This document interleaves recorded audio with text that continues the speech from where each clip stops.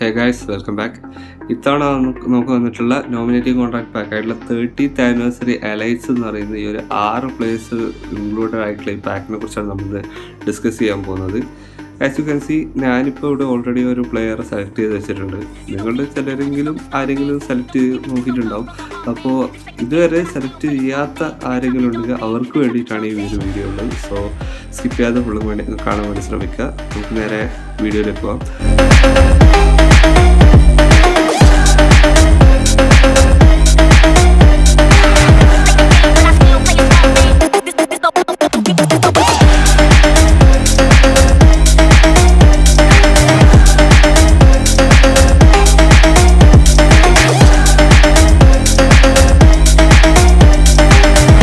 First തന്നെ നമുക്ക് ഏറ്റവും ലോവസ്റ്റ് റേറ്റഡ് ആയിട്ടുള്ള ഈ ഒരു അംഗിസയിൽ നിന്ന് തന്നെ തുടങ്ങാം.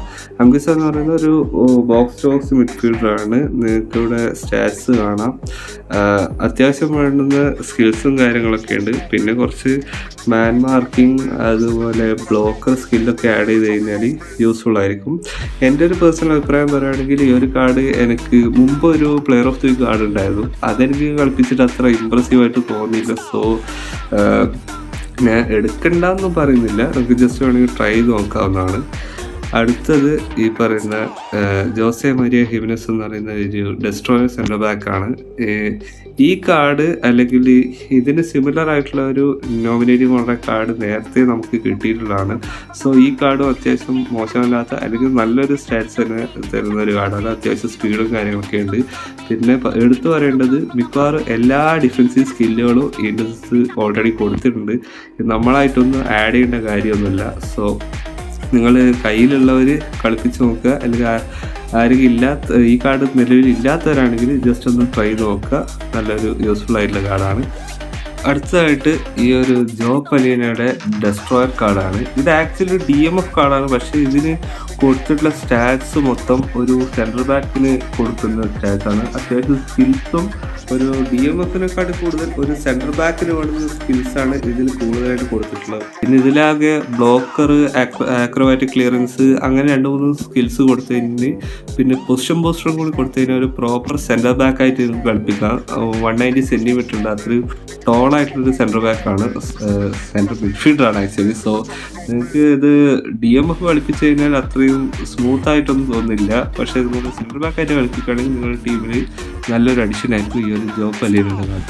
അടുത്തതായിട്ട് നമ്മുടെ സോർലത്തിൻ്റെ ഈ ഒരു ടാർജറ്റ് മാൻ കാർഡാണ്. ഈ ഒരു പ്ലേ സ്റ്റൈൽ കാണുമ്പോൾ നിങ്ങൾ ചിലർക്കെങ്കിലും തോന്നുക ഇത് നമുക്ക് സ്യൂട്ടായില്ല എന്നുള്ളത്. പക്ഷേ നിങ്ങളുടെ കയ്യിൽ ഓൾറെഡി ഒരു നോമിനേറ്റിംഗ് കോൺട്രാക്ട് എക്സ്പയർ ആകാനൊക്കെ ഉണ്ടെങ്കിൽ തീർച്ചയായും എടുത്ത് ട്രൈ നോക്കാൻ പറ്റിയൊരു കാർഡാണ്. കാരണം ഇതിൻ്റെ ഹെഡിങ്ങും ഫിനിഷിങ്ങും ഒക്കെ അത്യാവശ്യം നല്ലതാണ്. സെക്കൻഡ് ഹാഫിലൊക്കെ ഇട്ട് കഴിഞ്ഞാൽ നല്ല എഫക്റ്റീവാണ്. കാരണം സൂപ്പർ സബ് സ്കില്ല് കൊടുത്തിട്ടുണ്ട്. സോ ട്രൈ നോക്കാൻ പറ്റിയൊരു കാർഡ് തന്നെയാണ്. അടുത്തതായിട്ട് നമ്മൾ പറയാൻ പോകുന്നത് ഈ ഒരു ഡേവിഡ് റയ. ഞാൻ പേഴ്സണലി ഈ ഒരു കാർഡ് എടുത്ത് കളിപ്പിച്ച് നോക്കിയാണ്. എനിക്ക് സത്യം പറഞ്ഞാൽ അത്ര വലിയ ഇമ്പ്രസീവ് ആയിട്ടുള്ള ഒരു പെർഫോമൻസ് ഒന്നും കിട്ടിയിട്ടില്ല. ലോങ് റേഞ്ചറൊക്കെ അത്യാവശ്യം നല്ല രീതിക്ക് കൺസീഡ് ചെയ്യുന്നുണ്ട്. പിന്നെ അത്യാവശ്യം കേളിംഗ് ഷോട്ടും ഒക്കെ ഡൈവ് ചെയ്ത് പിടിക്കാൻ കുറച്ച് പാടാണ്. 183 സെൻറ്റിമീറ്റേഴ്സേ ഉള്ളൂ. പിന്നെ റിഫ്ലെക്സും കുറച്ചൊരു കുറഞ്ഞ പോലെ ഒരു ഫീൽ ഉണ്ടായിരുന്നു. സോ ഞാനിത് പേഴ്സണലി ആർക്കും റെക്കമെൻഡ് ചെയ്യുന്നില്ല. നിങ്ങൾക്ക് വേണമെങ്കിൽ ട്രൈ ചെയ്ത് നോക്കാം, അല്ലെങ്കിൽ ഞാൻ പേഴ്സണലി എടുക്കേണ്ടതേ പറയുള്ളൂ. അവസാനമായിട്ട് ഈ പാക്കിലെ ഏറ്റവും ടോപ്പ് റേറ്ററായിട്ട് കിടക്കുന്ന ഈ ജോഷുവ കിമിച്ചിൻ്റെ ഈ ഒരു ഓർക്കസ്ട്രേറ്റഡ് കാർഡ്. ഈ കാർഡിനെ കുറിച്ച് ഞാൻ പ്രത്യേകിച്ചൊന്നും പറയേണ്ട ആവശ്യമില്ല എന്ന് പറയാം. കാരണം ഒരുപാട് പേര് നേരത്തെയുള്ള ക്യാപ്റ്റൻ സുബാസ ക്യാമ്പയിനിലെ കാർഡും അതുപോലെ ബയൺ മ്യൂണിക്കിൻ്റെ വിന്നിങ് ക്യാമ്പയിനിലെ കാർഡൊക്കെ നിലവിൽ യൂസ് ചെയ്യുന്ന ആൾക്കാരുണ്ട്. ഇനി അതൊന്നും ഇല്ലാത്തവരാണെങ്കിൽ ഇത് തീർച്ചയായും എടുക്കേണ്ട ഒരു കാർഡ് തന്നെയാണ്. ഇനി അത് നിങ്ങൾക്ക് ഓൾറെഡി ഉണ്ട്. കുറച്ചും കൂടി ബെറ്റർ കാർഡ് വേണമെന്നുണ്ടെങ്കിലും ഈ ഒരു കാർഡിലേക്ക് നോക്കാവുന്നതാണ്. കാരണം നേരത്തെ വന്ന കാർഡുകളെ കാട്ടിയും സ്പീഡും ഫിനിഷിങ്ങും ഈ ഒരു കാർഡിന് കൂടുതലുണ്ട്. സോ വലിയ ഡിഫറൻസ് ഒന്നുമല്ല. 99 റേറ്റഡ് തന്നെയാണ് മാക്സിമം വരുന്നത്. സോ ഈ ഒരു കാർഡ് നിങ്ങൾക്ക് എടുത്തതിനാൽ തീർച്ചയായും യൂസ് ചെയ്യാൻ പറ്റും. ഓൺലൈൻ മാച്ചിലായാലും ഒക്കെ തീർച്ചയായും നിങ്ങൾക്ക് യൂസ് ചെയ്യാൻ പറ്റുന്ന ഒരു കാർഡിനെയാണ്. സോ ഇത്രയൊക്കെയാണ് എൻ്റെ ഒരു സജഷൻ ഈ ഒരു പാക്കിനെ കുറിച്ച്.